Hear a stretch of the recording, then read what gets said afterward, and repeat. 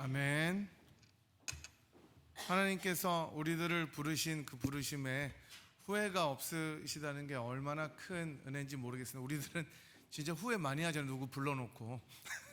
근데 하나님께서 저와 여러분들을 부르시고 일양 후회 없으신 그 신실하신 하나님이심을 너무나 감사드리고 주님께 영광을 돌립니다. 옆에 계신 분들과 한번 같이 인사하겠습니다. 신실하신 주님을 찬양합시다. 이렇게 인사하시겠습니다. 네, 다시 한번 인사할 때 제가 불 켜는 동안 여러분이 반갑습니다, 잘 오셨습니다, 같이 한번 인사하겠습니다.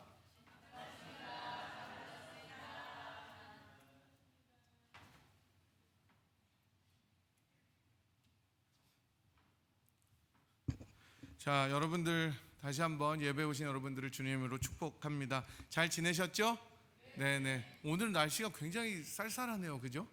이제 다음 주는 60도까지도 간다고 하니까 이제 좀 봄 기운이 조금 나는 것 같기도 하고, 어제가 정월 대보름이었답니다. 맞아요? 네네. 그래서 달을 봤더니 진짜 동그랗던데, 뭐 여러분 다 눈썹이 남아 계신지 잡곡밥을 안 먹으셨으면 오늘 다 없을 텐데 모르겠습니다. 자, 이제 겨우내 움츠렸던 우리들의 마음과 몸이 좀 잘 회복되고 또 활기를 가지고 생활하셨으면 좋겠습니다. 하나님의 은혜와 부르심을 생각하면서 지내시는 그런 날들이 되기를 소망합니다. 우리들은 지난 시간에 믿음의 여정 18번째 시간으로 건축의 기술이라는 제목으로 말씀을 보았는데요.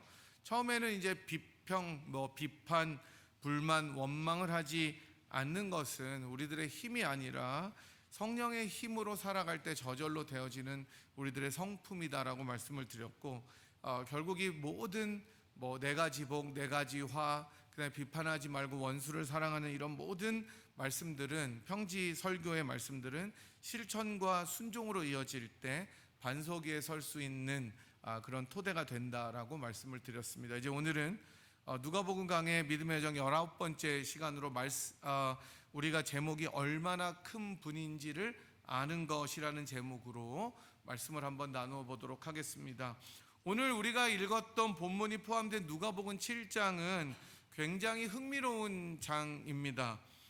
제 전공이 또 누가복음이기도 하고, 제가 썼던 논문에 여기에 이제 두 가지 이야기가 이제 실려 있는데 총 4개의 이야기들로 구성이 되었습니다, 7장은.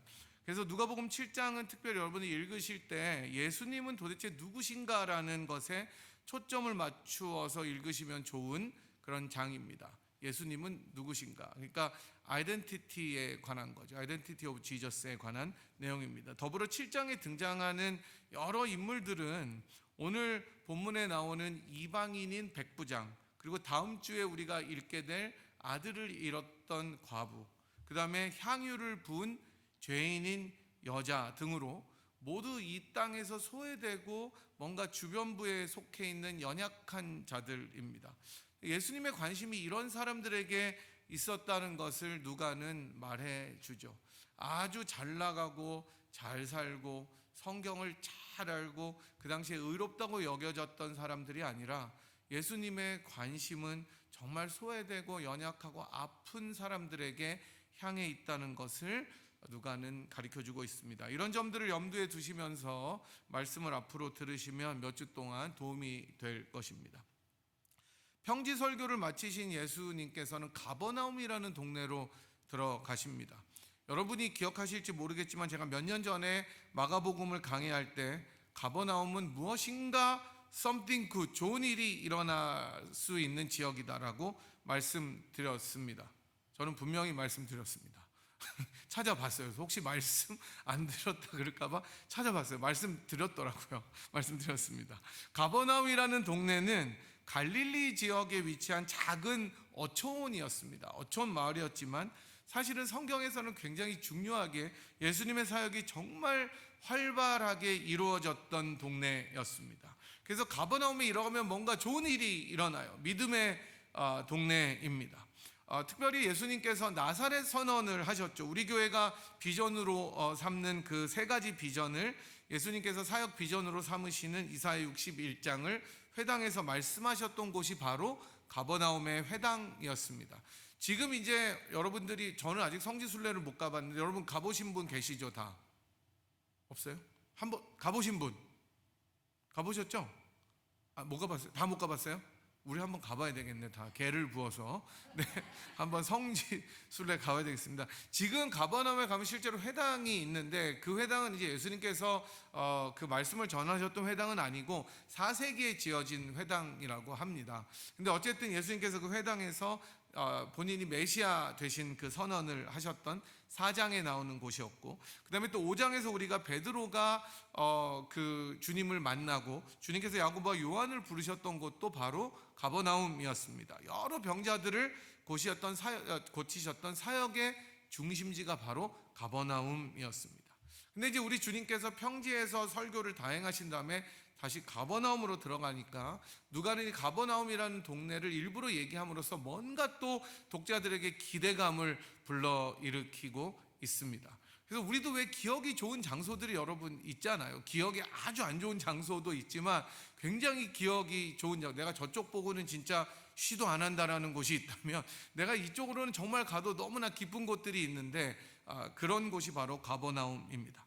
그리고 이제 누가는 그 장면을 전환해서 한 사람을 소개하는데 그 사람은 바로 로마의 백부장이었습니다. 이름은 나오지 않습니다. 2절은 한 백부장의 사랑하는 종이 병들어 죽게 되었다라고 이야기하면서 이 사건을 시작합니다. 로마가 그 당시에 가장 세계에서 강력한 군대를 가지고 있었는데 로마의 제일 큰 군대에 다니는 군단이었습니다.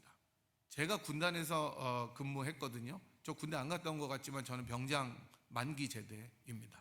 그리고 5군단에서 중부전선을 책임지는 5군단에서 근무했었습니다.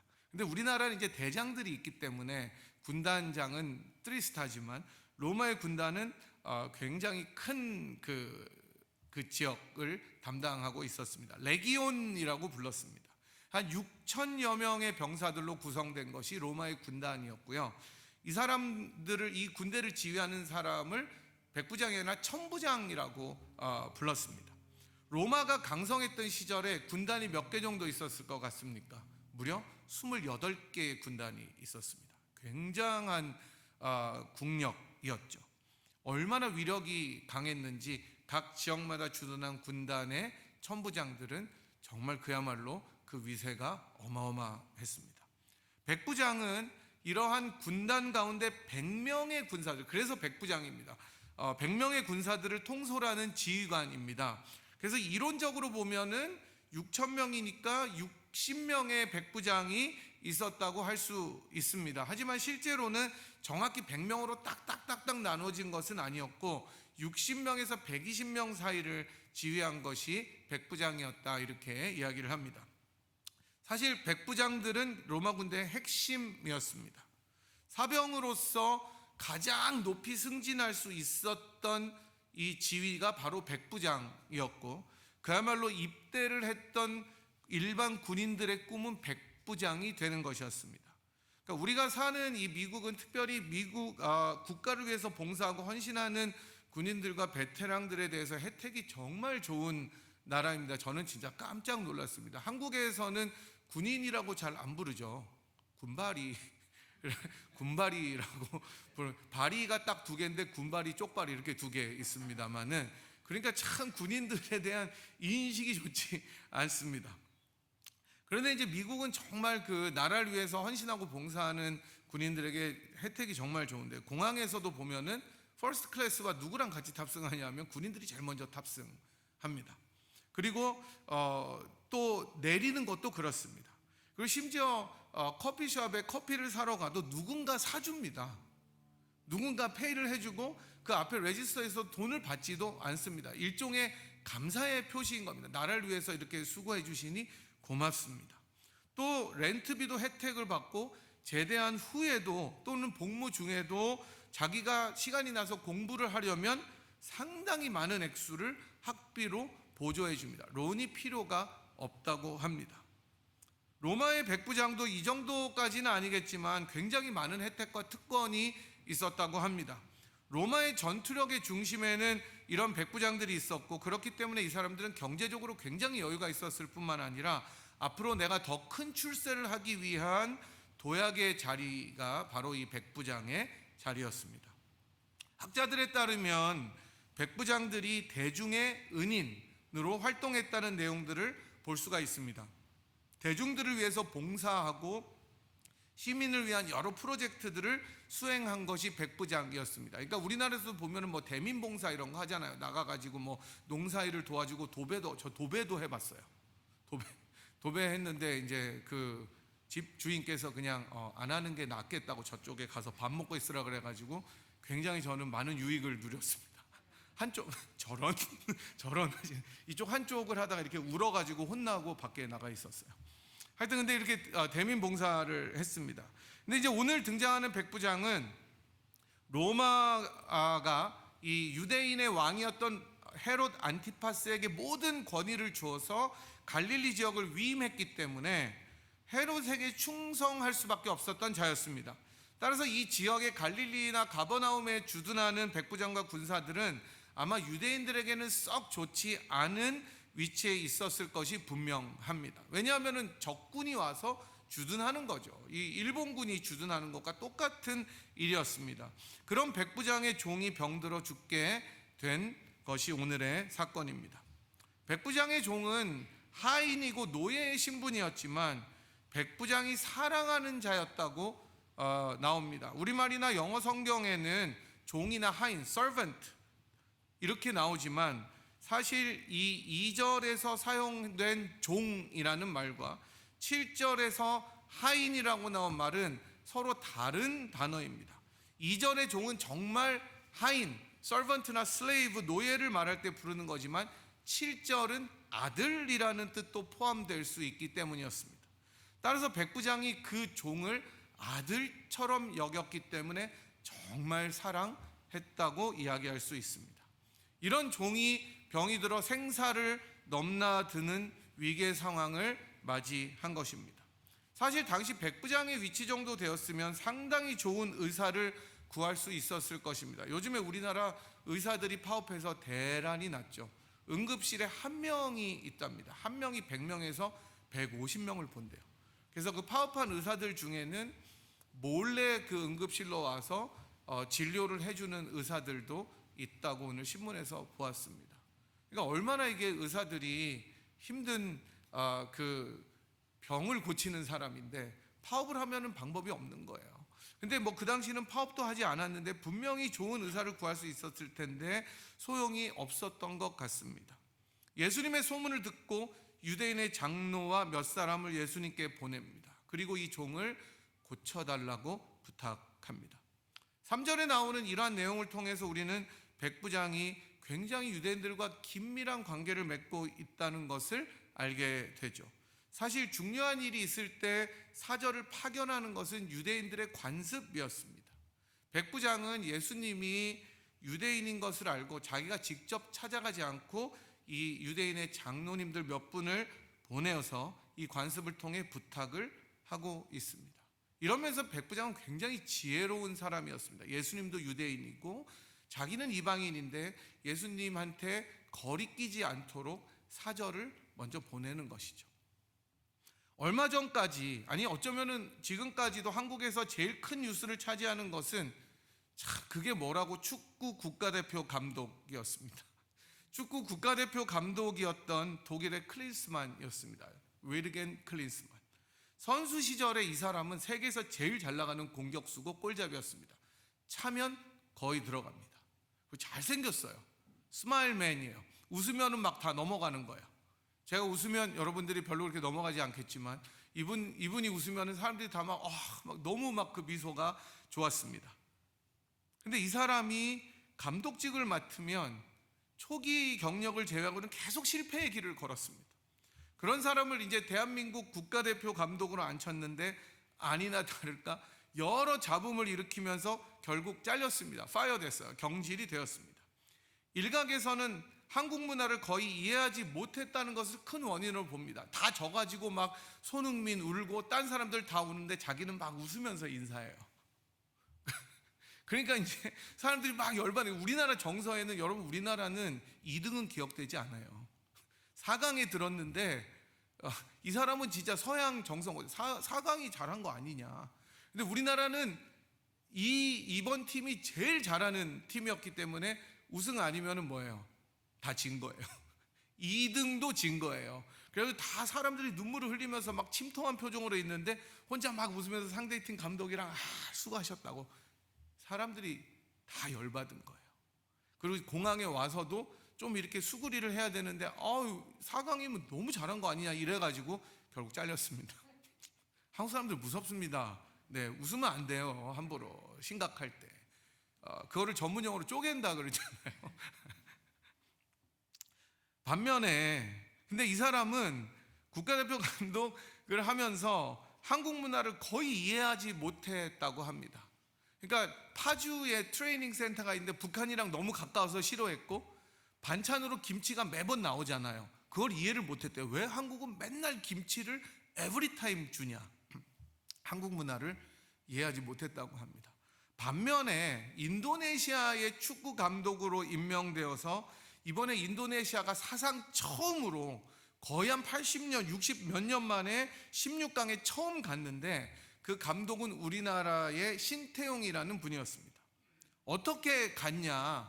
그 비결을 묻자 아주 심플했습니다. 그냥 그들과 살았다고 합니다. 나는 그 사람들이랑 살았어요. 뭘 고치려고 하지 않고 그 사람들을 이해하고 그 사람이 오면은 나도 받아들이고 그랬더니 1호차를 줬대요. 대통령들이 다.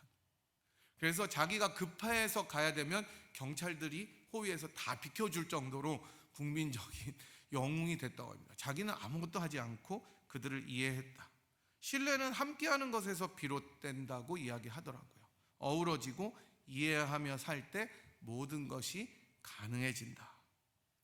제가 언젠가 강사로 꼭 모시고 싶은 분이 있는데 제가 그냥 큰형님이라고 부르는 이태우 목사님이라는 분이 계십니다. 그냥 저희들은 목사님을 안 부르고 이제 형님 그러는데 왜냐하면 이분은 좋은 학벌, 좋은 인물, 좋은 배경 다 버리고 필라에서 제일 가난한 흑인 동네에 혼자 들어가서 그러니까 거기 들어가니까 누가 결혼할 여자도 없어요.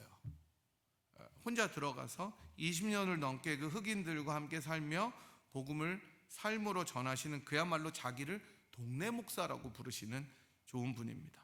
처음에 동네에 들어갈 때는 다들 저거 뭐냐 그랬대요. 저거 왜 진짜 조그만 차이니스였다고 그죠? 들어와가지고 뭐 하나 그랬는데 혼자 동네를 청소하고 들어간 다음 날인가 누가 총을 맞아 죽었는데 보복이 두려워서 아무도 그 시신을 수습하지 못할 때 본인이 가서 장례를 자기 비용으로 치러주고 이렇게 살았습니다. 그러니까 이 동네에서는 이제는 없어서는 안 될 더 목사님, 더 패스터가 되었고 1년에 한 번씩 여러 교회 후원을 받아서 한 달 전체 7월 한 달 전체를 그 동네 아이들을 위한 캠프를 엽니다. 그리고 그렇게 마약과 범죄가 난무한 가운데 자라던 아이들이 마침내 대학을 갔고 이제 졸업을 해서 그 캠프에 헌신하는 놀라운 일이 일어났습니다. 제가 한 번도 말씀드렸지만 그 캠프를 할 때 너무 마음에 감동을 받은 마약상이 아이스크림을 선물로 줬다고 합니다.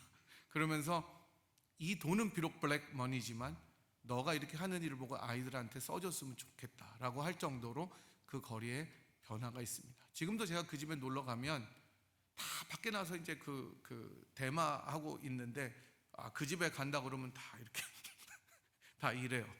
네. 저는 지금 이제 커뮤니티 센터 건립을 위해서 기도 중인데 나중에 저희 교회도 기회가 있으면 정말 보탬이 되었으면 좋겠다라는 기도를 하고 있습니다. 이렇게 함께 살고 먹고 어우러질 때 유대감과 신뢰가 생기는 것 같습니다. 오늘 본문의 백부장도 그랬었던 것 같습니다. 4절과 5절을 보면 이 4절로 온 유대인들의 장로들이 이 지도자들은 예수님께 이 사람을 어떻게 소개하냐 하면 이렇게 소개합니다. 4절과 5절 우리 같이 한번 읽어볼까요? 시작. 이에 그들이 예수께 나와 간절히 구하여 이르되 이 일을 하시는 것이 이 사람에게는 합당하나이다. 저가 우리를 민족을 사랑하고 또한 우리를 위하여 회당을 지었나이다 하니 백부장은 유대 관습을 잘 존중했을 뿐만 아니라 유대인들을 진심으로 대하고 사랑해서 회당까지 지어준 사람이었습니다. 참 대단한 사람이죠. 아마도 이 백부장은 유대인은 아니고 이방인이었지만 유대교에 관심이 많아서 유대교로 회심하려고 했던 사람이라고 생각이 됩니다. 사도행전에서는 이러한 사람들을 유대교에 관심이 있고 회당의 끝자리에 앉는 이 사람들, 그래서 예배에 참석하는 사람들을 경건한 자들이라고 이야기를 합니다. 그래서 사도행전에 나오는 경건한 자들, God fearer라고 하는 사람들은 하나님을 경외하고 두려워하는 사람들인데 아마 백부장은 이런 사람들이었던 것 같습니다. 유대교의 호의를 가지고 회심하려고 했다는 것뿐만 아니라 장로들의 말, 이 일을 하시는 것이 합당하다라고 보았을 때 진심으로 유대인들을 사랑했던 사람이었던 것 같습니다. 그러니까 고쳐달라 그러죠. 안 그러면 야, 저거 한번 맛 좀 봐라. 결국 저러더니 지 하인이 벌을 받네, 이랬을 거 아닙니까? 근데 이 사람들이 찾아가서 진심으로 주님 앞에 구합니다. 이제 예수님께서 백부장의 종을 고치시기 위해서 집으로 향하고 계십니다. 그런데 이제 집에 거의 다 오시는 도중에 2차 사절이 또 도착합니다. 그들은 백부장의 말을 전하는데 수고롭게 집으로 오시지 않아도 된다는 내용이었습니다. 다 난 것도 아닌데 오시지 않아도 된다는 거예요. 예수님이 집에 들어오시는 것을 내가 감당하지 못하겠다, 이렇게 말합니다. 그러면서 자기가 몸담은 군대의 명령 체계를 이용해서 말합니다. 군대에서는 상급자가 명령하면 어떻게 합니까? 반드시 지켜야 됩니다. 땅을 파라 그러면 파야 되고, 그것을 다시 덮으라면 덮어야 됩니다. 불합리한 명령이라도 다 지켜야 되는 것이 군대입니다. 이렇게 하라면 하고 저렇게 하라면 해야 됩니다. 그래서 지휘관이 중요한 겁니다. 백부장은 군대에서 잔뼈가 굵은 사람이었기 때문에 이러한 체계를 몸으로 익힌 자였고, 놀라운 것은 이것을 지금 이 상황에 적용하는 것입니다. 여러분, 사실 예수님 와서 살펴봐야 되는 거 아닙니까? 어디가 아픈지 보고 고쳐야 되잖아요. 그잖아요. 어디가 아픈지도 모르는데 오지 말라 그러면 어떡합니까? 그래도 예수님이 손이라도 대야 낫는 거 아닙니까? 아니면 가버나움에서 벌어졌던 것처럼 베드로처럼 저쪽에 깊은 데로 가서 그물을 던지라고 뭐라도 해야 될 것 같은데 오지 말라고 이야기를 하고, 말씀만 하면 내 하인이 날 것이다, 이렇게 이야기하고 있습니다. 7절과 8절입니다. 우리 같이 한번 또 7절과 8절을 읽어보도록 하겠습니다. 그러므로 내가 주께 나아가기도 감당하지 못할 줄을 알았나이다. 말씀만 하사 내 하인을 낫게 하소서. 나도 남의 수하에 든 사람이요 내 아래에도 병사가 있으니 이더러 가라 하면 가고 저더러 오라 하면 오고 제 종더러 이것을 하라 하면 하나이다. 여러분, 이게 얼마나 놀라운 고백이고 믿음입니까? 보통이 아니잖아요. 우리 주님께서 이런 백부장의 말을 전해 들으시고 놀라셨다고 나옵니다. 이스라엘 중에서도 심지어 이만한 믿음은 만나보지 못하셨다고 감탄하십니다. 이방인인데 하나님을 알지 못하는 사람의 입에서 이런 믿음의 말이 나오는 것에 놀라십니다. 저는 이 본문을 준비하면서 여러 설교들을 살펴보았습니다. 대부분이 백부장의 이러한 믿음에 기초하고 초점을 맞춘 것이었습니다. 여러 제목들 가운데 인상 깊은 것은 하나님을 감동시키는 믿음, 믿음이 하나님의 능력을 끌어냅니다. 백부장의 놀라운 고백과 믿음, 이런 것들이 대부분이었습니다. 맞아요. 분명히 저는 백부장의 믿음이 귀하다고 믿습니다. 데럴 복이라는 유명한 누가복음 학자는 이 구절을 주석하면서 하지만 조금 다르게 접근합니다. 이 두 번째 사절이 보여주는 요점은 예수님께서 겸손하고 훌륭한 사람을 도와주신다는 것이 아니라 예수님께서 그 집으로 가셔서 치유하실 필요가 없는 분이라는 것을 보여준다는 것입니다. 그렇습니다, 여러분. 본문의 요점은 이 믿음을 똑같이 가져라가 아닙니다. 이 믿음으로 하나님의 마음을 흔들어라, 이 믿음으로 하나님의 마음을 감동시키면 기도의 응답을 받는다가 아닙니다. 도리어 예수님께서 얼마나 큰 능력을 가지고 계신 분인지, 도대체 이분이 어떤 분이신지 안다면 직접 안수하지도 않고 보지도 않으셨는데 말씀으로도 병을 고치실 수 있는가가 이 본문의 핵심이라는 것입니다. 제임스 에드워드라는 학자는 그래서 백부장이 예수님을 주로 부르는 것을 보면서 이 칭호는 백부장 자신에게 가까이 오자 예수가 처음에 자기가 사절을 보낼 때의 생각보다 훨씬 더 큰 존재라는 사실을 깨닫기 시작했다는 것을 암시했다라고 주석합니다. 본문은 백부장이 어떻게 이러한 고백을 할 수 있을지, 이 믿음을 어떻게 가지게 되었는지 사실 잘 알려주지는 않습니다. 아마 우리가 추측해 보건대 백부장은 예수님께서 얼마나 위대하고 권능이 있는 분인지를 점점 주님께서 다가올수록 깨달았다고밖에 볼 수 없을 것 같습니다. 저는 바로 이 점이 오늘 가장 핵심적인 부분이라고 생각합니다. 백부장은 첫 번째 사절을 보내놓고 아마 지금까지 자기가 들었던 예수님에 대해서 다시 생각해 보았을 것입니다. 가버나움에서 행하셨던 일들, 베드로를 부르시고 많은 기적을 행하셨던 일들을 떠올리면서 내가 이분한테 이래서는 안 된다고 여겼을 것 같습니다. 자기가 생각하는 것보다 훨씬 더 대단하고 그 이상으로 위대하고 크신 분인지를 깨닫게 되었던 것입니다. 그래서 그 백부장은 두 번째 사절을 보내서 주님께서 이제 오시지 않고 말씀만 해도 나을 수 있겠다고 결론을 지었던 것 같습니다. 그래서 그는 그 고백을 본문 6절부터 8절까지 우리가 읽은 것처럼 했던 것입니다. 이 고백을 들으신 주님께서는 예수님께서는 이 백부장의 믿음을 칭찬하시면서 하나님을 믿고 있는, 알고 있는 택하신 백성이라고 여기는 이스라엘에서도 이러한 믿음이 없다고 칭찬하십니다. 누가는 하나님을 안다고 하지만 도리어 하나님을 모르고 믿음을 저버리는 이스라엘과 대조해서 백부장의 믿음을 하이라이트하고 있습니다. 사절들이 집으로 돌아가 보니 어떻게 되었습니까? 그 종이 이미 나았더라라고 하면서 이야기를 마칩니다. 저희들은 본문을 통해 몇 가지 교훈을 받게 됩니다. 가장 먼저 생각할 수 있는 것은 예수님의 크고 위대하심입니다. 우리 주님께서는 모든 것을 말씀으로 하실 수 있는 권능의 주십니다. 하나님이신 예수님께서는 말씀 하나로만 천지를 만드셨듯이 말씀으로 모든 것을 어떤 것이든 행하실 수 있는 전능하신 분이십니다. 여러분 이것을 믿으십니까? 이것이 우리들의 믿음이어야 됩니다. 때로는 우리들의 삶의 어려움 속에서 우리 주님께서 침묵하시는 것처럼 보일 때가 있습니다. 그것은 주님께서 하시지 못하셔서 하시지 못하는 것이 아닙니다. 주님께서는 모든 것을 다 하실 수 있지만 그분의 때를 기다리고 계십니다. 가장 좋은 타이밍을 주님께서 계획하고 계십니다. 그러니 여러분 주님의 크심을 인정하십시오. 어떤 어려움과 어쩌면 고통과 힘듦 속에서도 주님께서 얼마나 큰 분인지를 알아가는 것, 이것이 우리들의 믿음이기 때문입니다. 그렇게 고백하며 그렇게 믿고 살아가는 것이 우리들의 믿음의 여정입니다.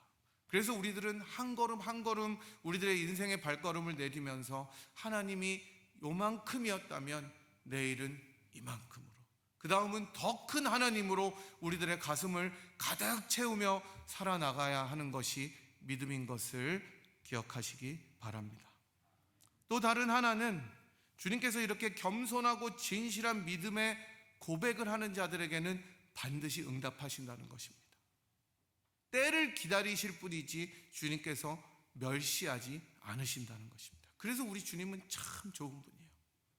만약 주님께서 백부장의 고백을 듣고 잘했네, 너 참 훌륭하다, 투 덤스업이다, 믿음이 좋아 라고 칭찬만 하시고 끝나셨다면 이 스토리는 정말 이상하게 결론이 났을 것입니다.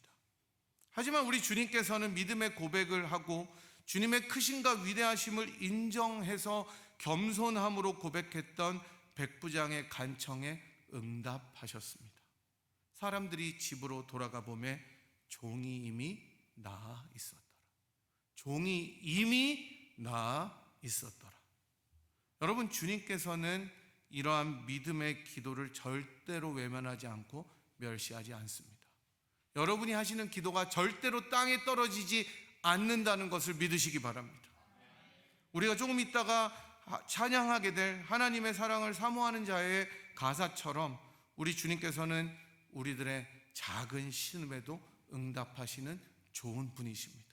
믿음의 고백을 드리는 자들에게, 겸손함으로 주님 앞에 나아가는 자들에게 주님께서는 반드시 응답하십니다.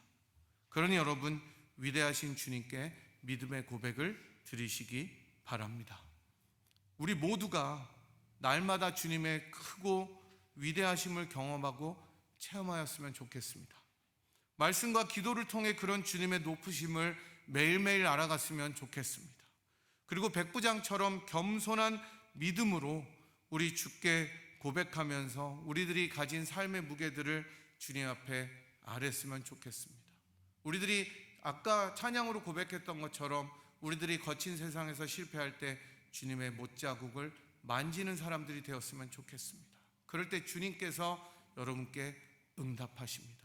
그리고 그 응답을 뛰어넘어 훨씬 더 좋은 것으로 채워주시는 것을 믿으시기 바랍니다. 다윗이 내 베옷을 벗겨달라고 기도했는데 주님께서는 베옷만 벗겨주신 것이 아니라 기쁨으로 띠를 띄워주셨습니다. 그것이 우리 주님의 마음입니다. 지금 우리들이 때로는 참 어려운 것을 가지고 기도하고 상한 심령으로 주님 앞에 기도하지만 언젠가는 주님께서 그 일들을 다 잊어버리게 영광의 영광으로 관을 씌워주실 것을 믿으시기 바랍니다. 그런 주님이 여러분과 함께 하십니다. 이런 은혜가 우리 삶 속에 넘쳐나기를 귀하신 우리 예수 그리스도 이름으로 축복하고 소망합니다. 아멘. 주님 앞에 간절한 기도를 올려드렸으면 좋겠습니다. 하나님, 우리가 주님의 높고 위대하심을 날마다 알아가고 체험하는 인생이 되게 하여 주시옵소서. 주님의 그 말씀만으로 모든 것을 행하실 수 있는 능력 되심을 우리들이 삶으로 체험하고 입으로 고백하는 인생이 되게 하여 주시옵시고, 그런 인생들을 우리가 찬양한 것처럼 인자한 귀로서 늘 기울여 주시고 또 작은 신음에도 응답하시기를 기뻐하시는 하나님께 감사하며 기도를 올릴 수 있는 인생이 되게 하여 주시고, 우리들 심령 속에 정말로 상한 심령으로 주님 앞에 아뢰는 제목들이 있다면 이 시간에 응답하시는 주님을 의지하여 간절한 마음으로 이 시간에 우리들이 한번 기도하도록 하겠습니다. 주여, 한번 크게 부르고 같이 기도하도록 하겠습니다. 주여!